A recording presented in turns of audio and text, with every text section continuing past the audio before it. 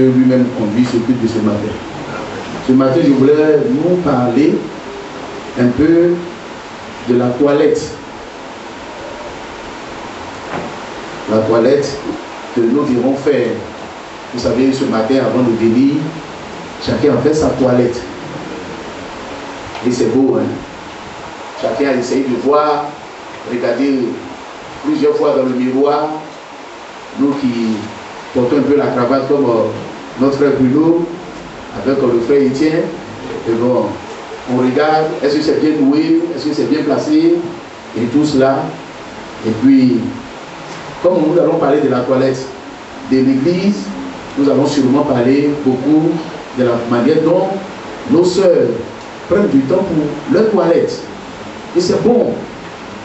Le frère a dit tout à l'heure qu'on a chanté, si tu me vois en train de marcher avec Jésus, ne crains rien, il faut t'approcher de moi. Tu vas voir si je sens bon ou non. Si quelqu'un marche avec Jésus, c'est normal qu'on s'approche de lui. Ouais, dans le quartier, tout d'un coup, il y a un monsieur qui dit, oh, mon enfant dit de mourir. Et puis il court, il rentre dans votre cour. Il dit, monsieur, il y a un monsieur qui est ici, là, je le vois tous les jours, avec une Bible là. Il va venir prier. Donc il va s'approcher de vous. Si il sent la boisson au moment où vous allez prier, lui-même il sait que ça la prière que vous allez faire ne serait pas exaucée.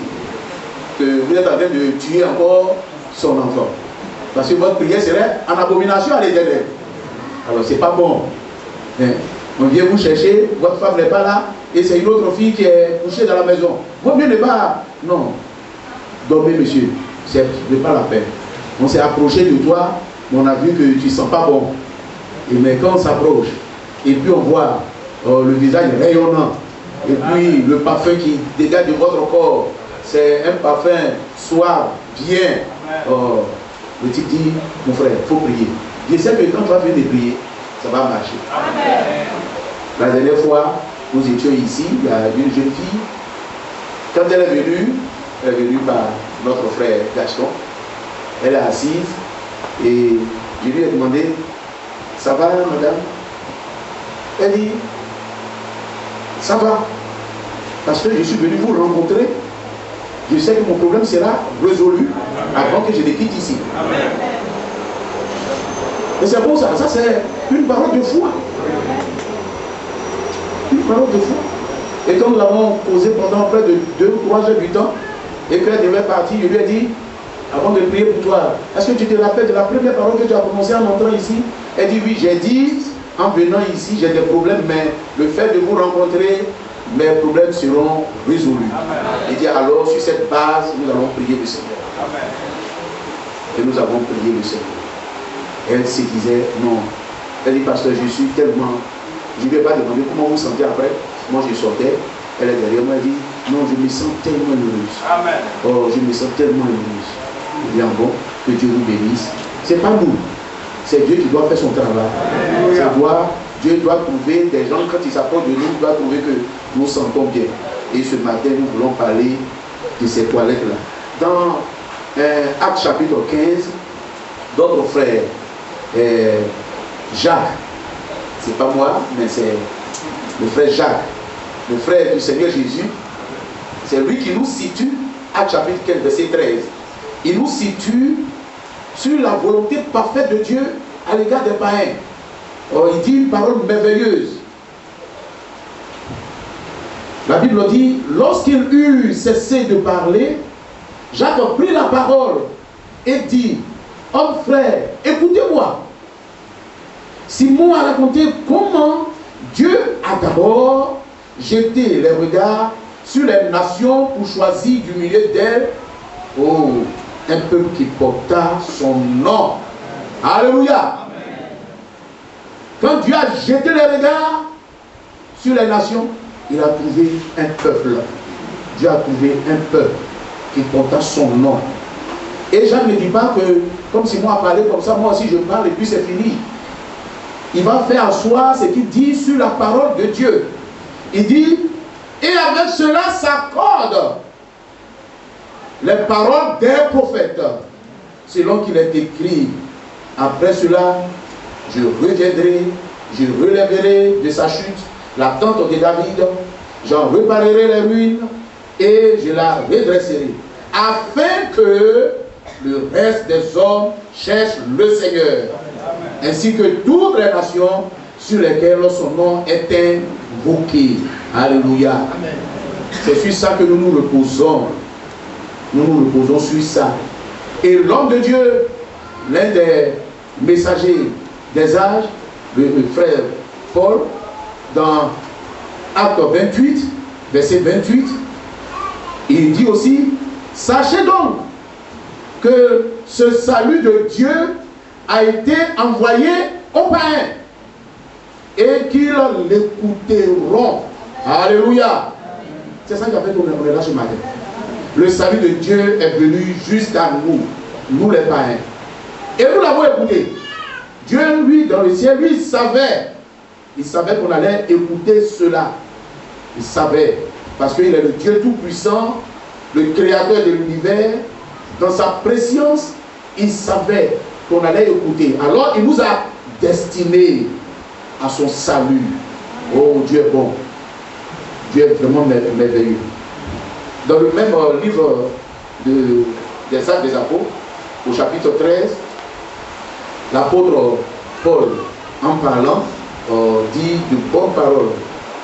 Dit de bonnes paroles à notre égard.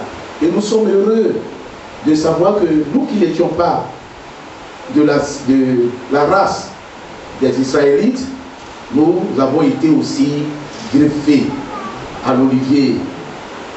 C'est vraiment merveilleux. Dans Actes chapitre 13, à partir du verset 46, vous savez que chaque sabbat, notre frère Paul et Barnabas allaient dans les synagogues et ils prêchaient la parole. Ils prêchaient et c'était tellement bien. Mais il y a eu des juifs qui, remplis de jalousie, se sont opposés à Paul et ils disaient des paroles pour contredire Paul. Et ils ne s'arrêtaient pas là. Ils injuraient Paul. Vous les lisez au verset 44 et au verset 45. Au verset 46, il a dit, Paul et Barnabas leur dit avec assurance. C'est à vous premièrement que la parole de Dieu devait être annoncée.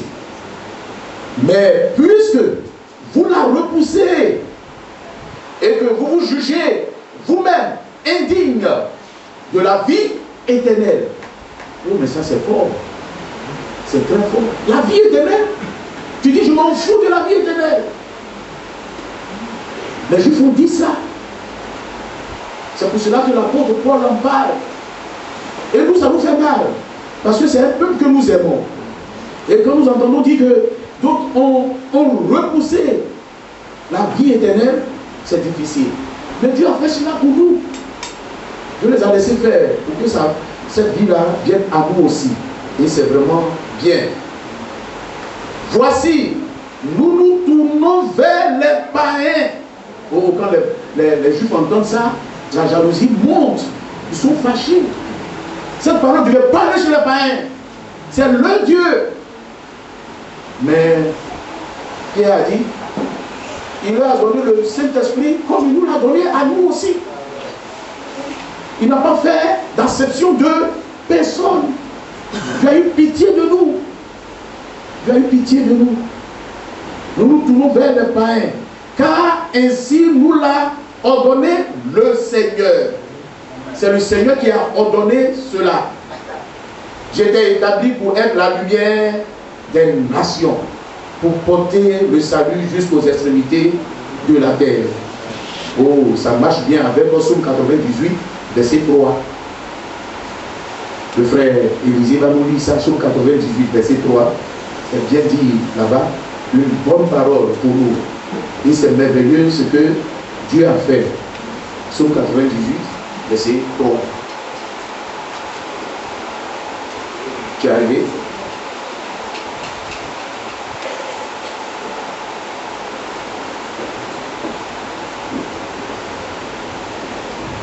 Psaume 98, verset 3. Oui. Il s'est souvenu de sa bonté. Alléluia. Et de sa fidélité envers la communauté d'Israël. Vers la communauté d'Israël. Jusqu'aux extrémités de la terre, on a vu le salut de notre vie. Amen. Et quand Jésus donnait ces ordres-là à ses disciples en disant, vous commencerez à prêcher à partir de Jérusalem. Après, vous allez aller en Judée. Après, vous allez aller en Samarie. Et vous allez arriver jusqu'aux extrémités de la terre. Il disait les choses conformément à la parole de Dieu. Le salut doit aller jusqu'aux extrémités de la terre. Il faudrait que toutes les nations l'entendent. Et dans Matthieu chapitre 24, verset 14, il pouvait dire, cette bonne nouvelle du royaume sera prêchée à toutes les nations. C'est après cela que viendra la fin. Dieu est bon envers l'humanité. Dieu qui est le créateur n'a pas laissé quelqu'un dehors. Personne ne pourra dire que non, Dieu s'est arrêté quelque part. Dieu est venu jusqu'à nous tous pour que son salut nous soit pleinement accordé. Déjà avec notre frère Abraham, Genèse chapitre 12, à partir du verset 3, il a dit, toutes les familles de la terre seront bénies en ton nom, en ta postérité. Surtout au verset 26, chapitre 26, verset 4, il a dit clairement que c'est par rapport à ta postérité que toutes les familles des nations seront bénies. Toutes ces familles-là seront bénies. Et Dieu l'a fait. Quand Dieu il dit une chose, il le fait.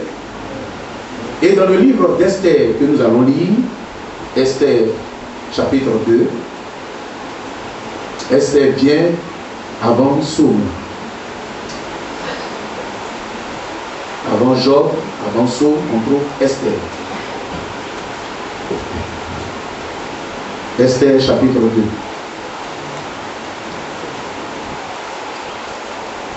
Il faut dire que dans ce livre-là, il nous est relaté, il nous est conté une très belle histoire. C'est une histoire d'amour et une histoire de délivrance que Dieu nous permet de voir. Dans cette histoire-là, vous ne verrez même pas le nom de Dieu. On n'a jamais même mentionné Dieu, le Seigneur, le plan du Seigneur qui s'est réalisé. Amen. Alléluia. On voit le plan du Seigneur s'est réalisé.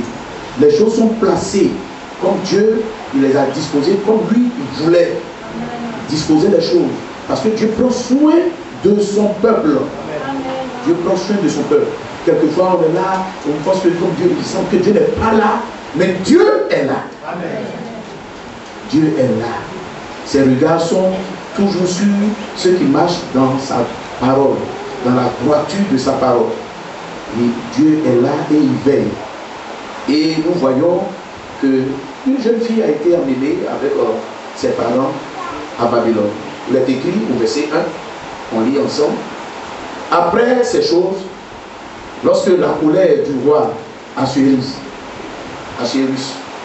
se fut calmée, il pensa à Vasti, à ce qu'elle avait fait et à la décision qui avait été prise à son sujet. Vasti avait mal fait. Vasti était une reine, une vieille reine, insoumise. Elle n'était pas soumise. Elle prenait des initiatives qui ne plaisaient pas à son mari et à la communauté. Quand le roi dit, bon, j'ai eu une réunion avec tout le monde, elle dit aux femmes, moi j'ai aussi une réunion, vous venez chez moi. Et il dit, mais ça c'est quoi ça? Qu'est-ce qui se passe là? Quand le roi dit, voici, j'ai besoin de te voir ici et de te montrer à mes amis. Mais un homme, quand il a une femme qu'il aime, il est tellement fier de montrer sa femme à ses amis. Est-ce qu'il faudrait qu'il cache sa femme derrière quelque part? Non. Quand les gens viennent, il faudrait que les gens voient que c'est sa femme qui est en train de servir, faire les choses. Il dit, mais c'est qui? C'est ma femme. Ah, mais elle est bien dit. Et ça fait bien. Et Vasti, quand on dit de venir, Vasti dit, pas question. Moi, je suis des buveurs, des ceci. Moi, il n'est pas venu me présenter à vous. Non. Tu viens. C'est pour cela que Paul lui va dire après que la femme soit soumise dans quelques petites choses. Non. La Bible dit en toutes choses. Amen. Dieu il est comme ça. Et nous l'aimons la manière dont il est. Quand il décide les choses comme ça, nous aimons ça. Et Bastille, insoumise, prenant des initiatives n'importe comment, devait être remplacé. Il devait être remplacé. Et cette fois-ci, on voulait une jeune reine. Il faut une jeune reine. Alléluia! Oh, c'est beau, hein, la parole de Dieu. Dieu a placé les choses comme ça. Depuis longtemps, Dieu parlait de ce que une épouse viendra des nations. Une épouse viendra. Une épouse va venir. Elle sera comme ça, comme ça, comme ça, comme ça. On ne faisait pas attention. C'était devenu comme un mystère. Et quand on va parler de l'épouse comme un mystère. Alléluia. Parce que c'était déjà dans la parole de Dieu. Mais caché. Aussi longtemps que c'est caché, c'est un mystère. Mais quand c'est révélé, c'est un mystère révélé. Alléluia. Et on voyait que le roi, après avoir divorcé avec sa femme, bon, mais il pensait quand même à sa femme. Parce qu'il n'était pas marié, il était là. Il pensait, oh, elle était bien quand même, hein? Elle était un peu bien. Alors, il pensait à tout cela. Et puis, alors, ceux qui servaient le roi disent qu'on cherche pour le roi des jeunes filles vierges et belles de figure. J'ai remarqué qu'il y avait 3 critères. Il ne faudrait pas que ce soit une vieille dame. On n'a pas dit une vieille fille vierge. Non. Une jeune fille. Deuxième, vierge.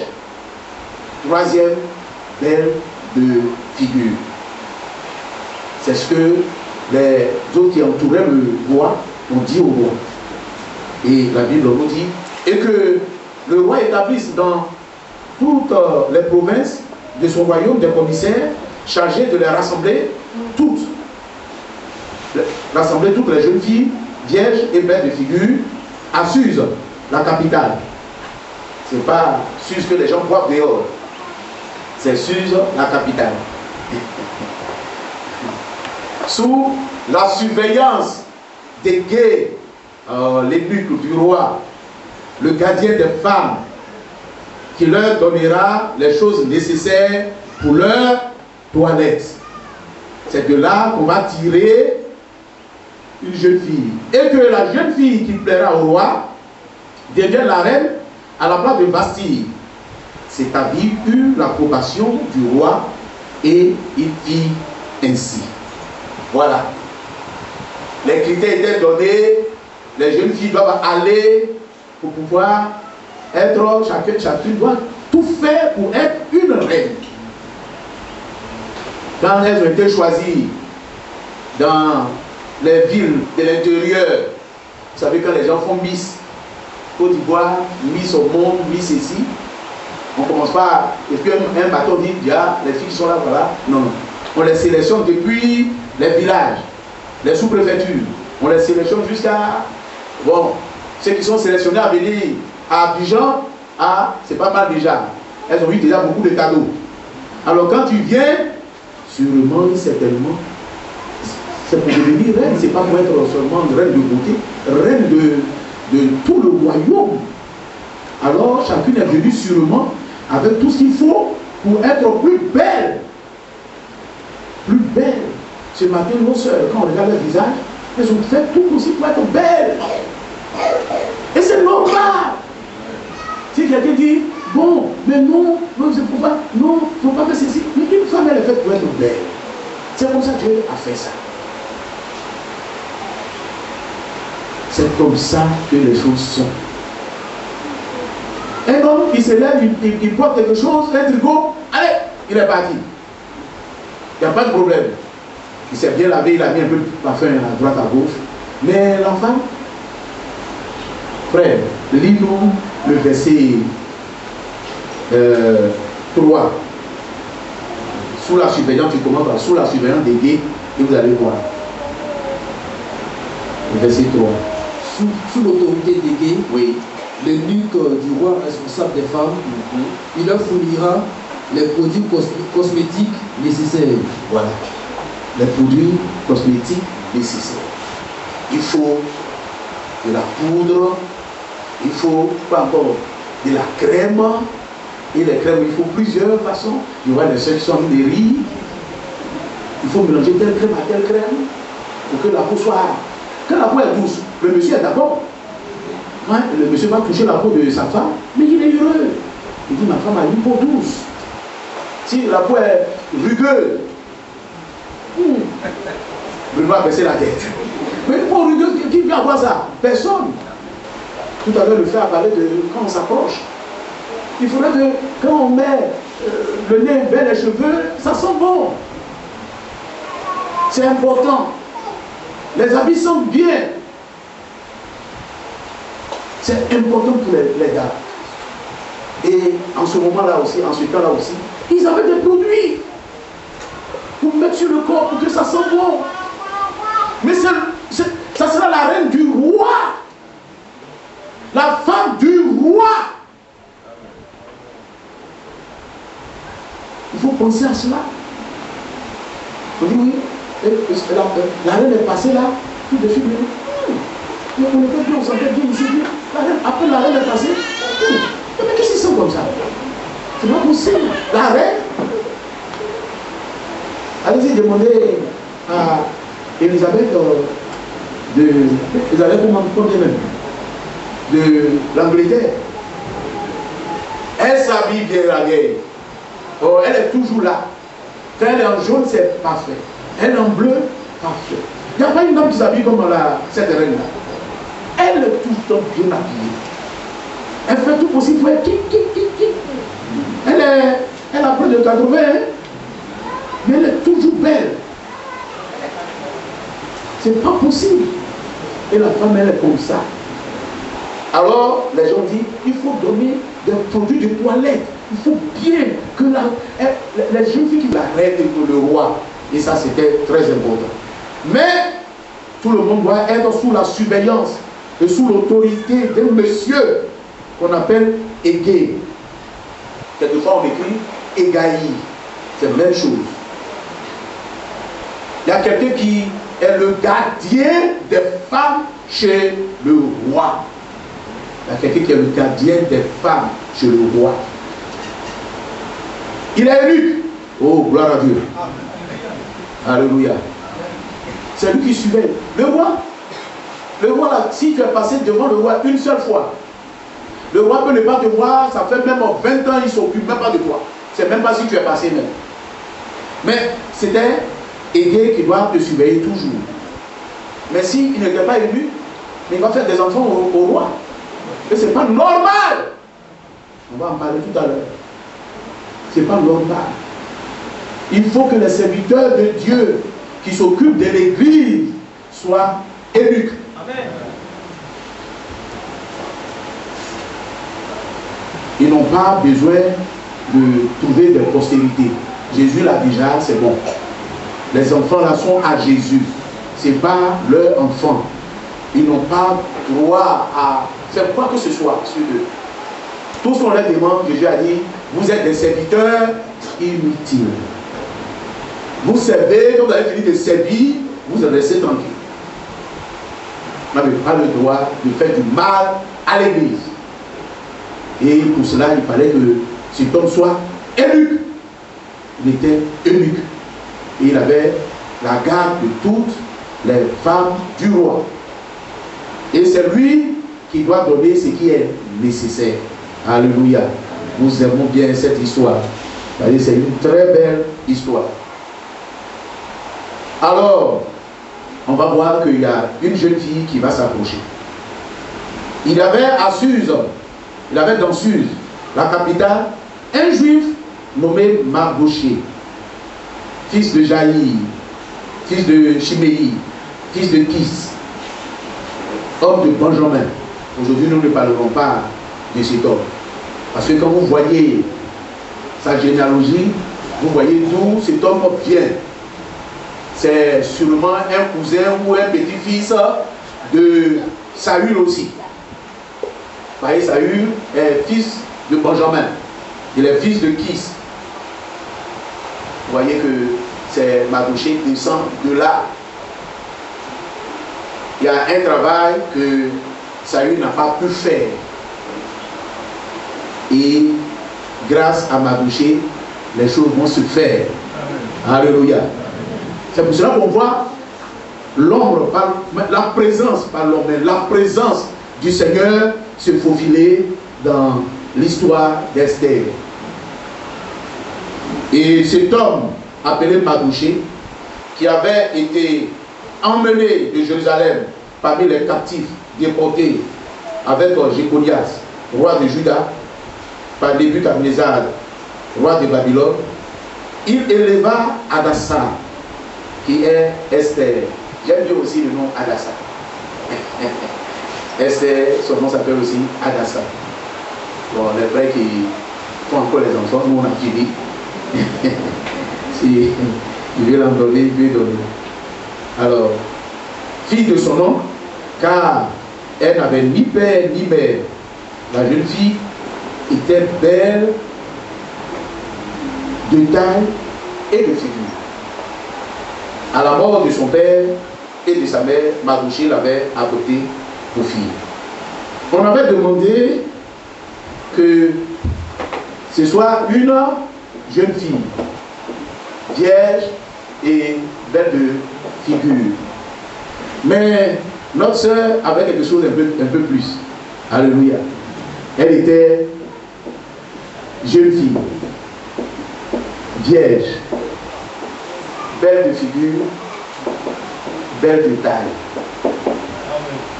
Oh, elle avait quelque chose de plus sain que les autres.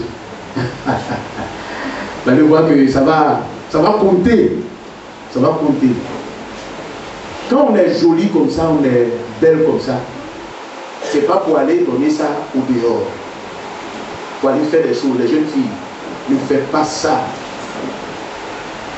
Que votre affaire de faire Miss là, ce ne soit pas pour le monde, mais que tout ce que Dieu vous a donné là soit au service du Seigneur. De la même manière pour les jeunes gens. Il y a des jeunes gens qui sont jolis, bien, mais ce n'est pas pour aller faire à Carrefour partout. Il faut rester dans le Seigneur. Ce que le Seigneur nous a donné, ça appartient au Seigneur. C'est pour le Seigneur. C'est pour que ça soit au service du Seigneur. Et elle va mettre ça au service du Seigneur et du peuple du Seigneur. La Bible va dire que nous avons tous reçu des dons de la part de Dieu. Mais que chacun met son don au service des autres, dans la maison du Seigneur. Ce n'est pas pour aller faire des choses là-bas. Non.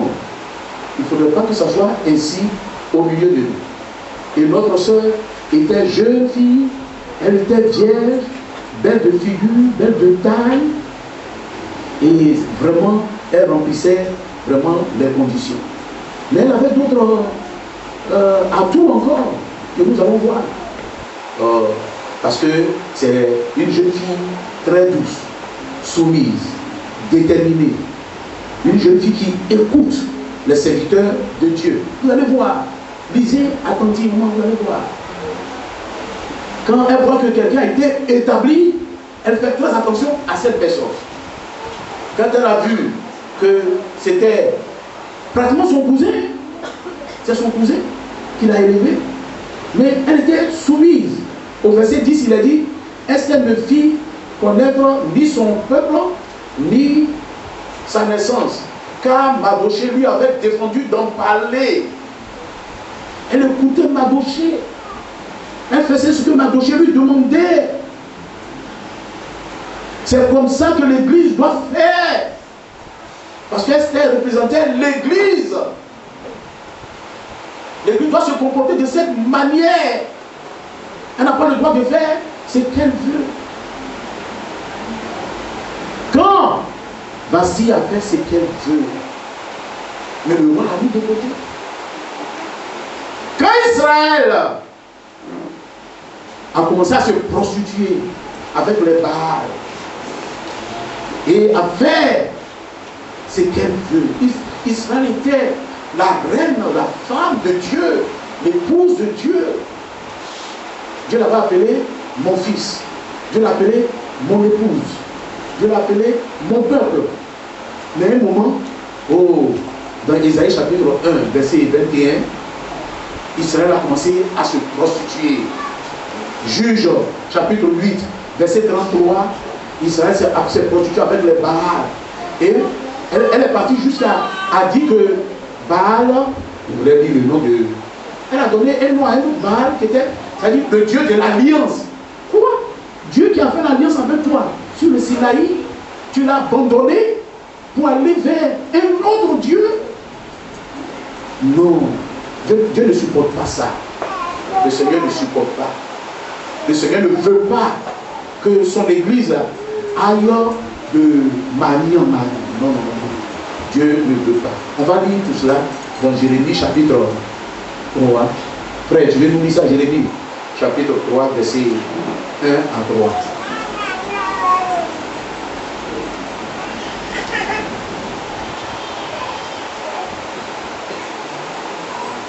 Tu n'as pas encore?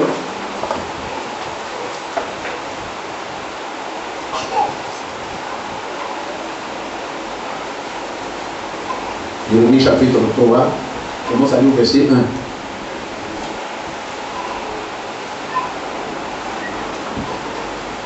Jérémie 3, verset 1. Si un homme renvoie sa femme et qu'elle le quitte pour devenir la femme d'un autre, cet homme retournerait-il encore vers elle? Non. Le pays lui-même ne serait-il pas souillé? Oui.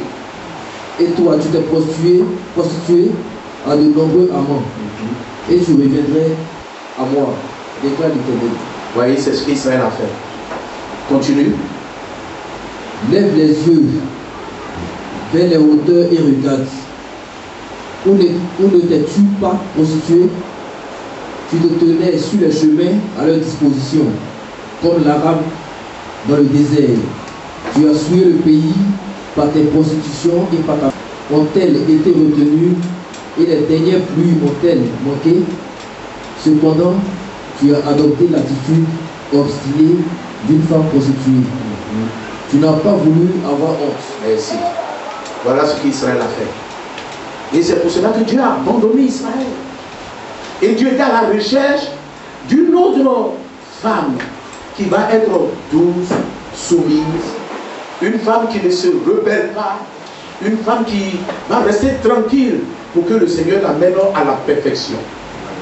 Et nous, le Seigneur, Dieu a trouvé dans les nations cette femme-là. C'est la grâce de Dieu. La grâce qui revenait directement à Israël nous a été accordée. On ne mérite rien, on n'est rien, mais Dieu nous a accordé cette place. C'est la plus grande grâce qu'on peut faire à quelqu'un. Oh, Dieu est vraiment bon envers nous. Et quand nous avons vu cela, nous n'avons pas, Paul nous a dit, on n'a pas cherché à s'enorgueillir en disant, oh, les enfants d'Israël sont perdus, nous on est... Non, non, non. Nous avons senti leur misère. Et nous avons prié aussi le Seigneur pour que le Seigneur se souvienne d'eux. Parce que c'est grâce à eux quand même que nous avons connu celui qui est le véritable Dieu. Et nous prions tout le temps pour Israël, pour que Israël aussi bénéficie des faveurs de l'Éternel. Et Dieu le fera. Amen. Et ça nous console pour les véritables enfants de Dieu. Quand eux-mêmes ils ont le salut, ils veulent partager ce salut avec tous ceux qui sont autour d'eux. Ça, c'est l'attitude que doivent avoir tous les enfants de Dieu. C'est pour cela que la dernière fois, le frère nous disait, mais rendons témoignage autour de nous. Si nous avons accepté Jésus et qu'il est bon, mais parlons de lui à ceux qui sont autour de nous qui ne le connaissent pas encore. Alors, quand ils le connaîtront, mais la vie sera belle. Comme hier soir, le frère nous a parlé. Est-ce que pour nous, qu'il y ait la guerre, ça serait bon pour nous? Non. Nous voulons la paix. Nous voulons la paix autour de nous. Quand il a eu la paix au temps de Salomon, on a pu construire le temple. Pendant 40 ans, il y avait la paix dans le pays. Au temps de David, on ne pouvait pas avoir la paix, c'était la guerre, la guerre, la guerre, la guerre. Même si on remporte la guerre, il y a des gens qui mouraient. Et Dieu a dit non, tu es un homme de guerre, tu ne peux pas faire ça. Je vais susciter quelqu'un de ta lignée. un de tes descendants va être là. Lui, il va s'appeler Salomon. Elle dit, c'est l'homme de paix. Son temps là, ça sera un temps de paix. Et pendant 40 ans, il y a eu la paix. On a pu construire le temple. Et on s'est réjoui. Alléluia. Il est bon qu'autour de nous, les gens marchent avec Dieu. Les gens acceptent Jésus. Ils vivent avec Jésus. Ça, c'est notre leitmotiv. On ne doit pas l'oublier. Ce n'est pas que nous seuls, on soit sauvés, et puis, bon, les autres sont perdus, on est heureux. Oh, ils sont perdus, c'est bien fait pour eux. Non, non, non. Les enfants de Dieu n'ont pas cette attitude. Alors, cette jeune fille, Adassa, qui est Esther, allez, son oncle lui a dit, son frère lui a dit, allez, il faut te présenter à ce concours. Et elle s'est présentée à ce concours. Alléluia. Quand elle s'est présentée, oh, c'est tellement beau. Regardez au verset 9. Nous sommes toujours dans Esther chapitre 2, le verset 9. Quand elle s'est présentée et qu'elle était venue à la capitale avec celles qui ont été choisies, la Bible dit, la jeune fille lui plut. C'est-à-dire, il plut à Égée. Et puis, c'est pas fini, hein. Et trouva grâce devant lui. Alléluia. Oh, elle a plu à Égée et elle a trouvé grâce devant Égée. Oh, c'est vraiment merveilleux. Les gens sont venus avec sûrement beaucoup de valises de produits cosmétiques. Parce qu'elle savait qu'il fallait être reine. Elle se colorait ici, elle mettait telle chose là, elle mettait telle chose là. Non. Ce n'est pas à nous de mettre telle chose ici, telle chose là. Il faut attendre que Égée donne le signal et qu'il indique ce qu'il faut. Alléluia. Oh, si toutes les églises acceptaient de rester tranquilles sous l'autorité de ce seul et unique, de cette seule et unique personne, qui est le Saint-Esprit, ce serait beau. Égée représentait le Saint-Esprit en ce moment. Lui, il connaît le roi. Égée connaît le roi. Mais il a travaillé avec le roi. C'est lui qui lave. Vous savez, les eunuques là, il lave la reine. Il lave la reine. C'est lui qui peut trouver les produits qu'il faut pour la reine. Et tout. Et il connaît le roi. Quand il parle avec le roi lui dit, j'aime telle chose. Moi, j'aime que la femme soit comme ça. Moi, c'est tel produit là. Quand ça sent bon sur la femme là, j'aime ça. Et Dieu connaît. Alléluia. Et Dieu connaît tout cela. Il fallait lui faire confiance. Même si on est venu avec nos sacs de produits, on peut laisser ces sacs de produits dehors.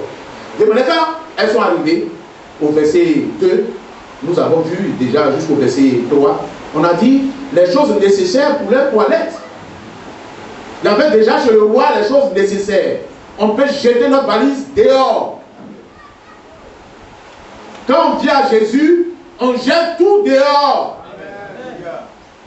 On ne dit pas, non, ah, tout ça là c'est beau. Quand on était chez les catholiques, là, quand on faisait ça là, ça marche.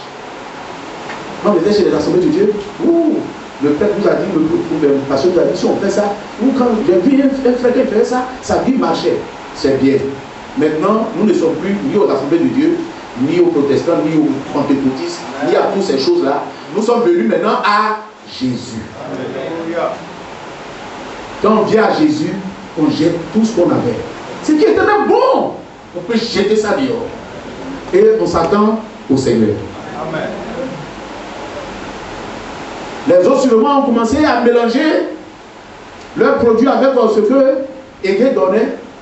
Mais la Bible dit, la jeune fille trouva grâce aux yeux d'Égée. Marie trouva grâce aux yeux du Seigneur. Et nous aussi, nous avons trouvé grâce aux yeux du Seigneur. Paul pouvait dire, c'est par la grâce que vous êtes sauvés. C'est par la grâce. Une grâce a été faite à Marie. Le Seigneur aurait pu détruire même notre frère notre bien-aimé frère Moïse. Mais il a dit à Moïse, mais je t'ai déjà fait grâce. Je t'ai fait une miséricorde déjà. Le Seigneur Jésus pouvait dire aussi à Pierre, Satan t'a réclamé pour te cribler comme le froment. Cribler. Ce n'est pas une seule flèche, hein. Cribler même. Elle dit tout ton corps est criblé. Mais j'ai prié déjà pour toi. Pour que je brise toutes ces choses-là. Quand on a trouvé grâce devant Dieu, c'est vraiment merveilleux. Mais toutes les jeunes filles sont venues. Mais pourquoi c'est Adassa? Mais parce que Dieu était là. Dieu était là. Dieu voulait que Adassa puisse passer. Adassa était son Adassa. Alléluia. Et nous aussi, nous avons du prix devant le Seigneur.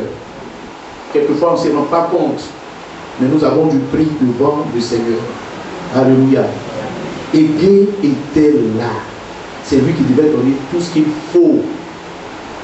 Lisons un peu dans Jean chapitre 14. C'est des passages que vous connaissez, mais c'est bon de lire ça encore. Jean 14. Vous allez voir ce que le Seigneur nous dit. En parlant d'Égé, Jean 14, verset 26. Il est écrit.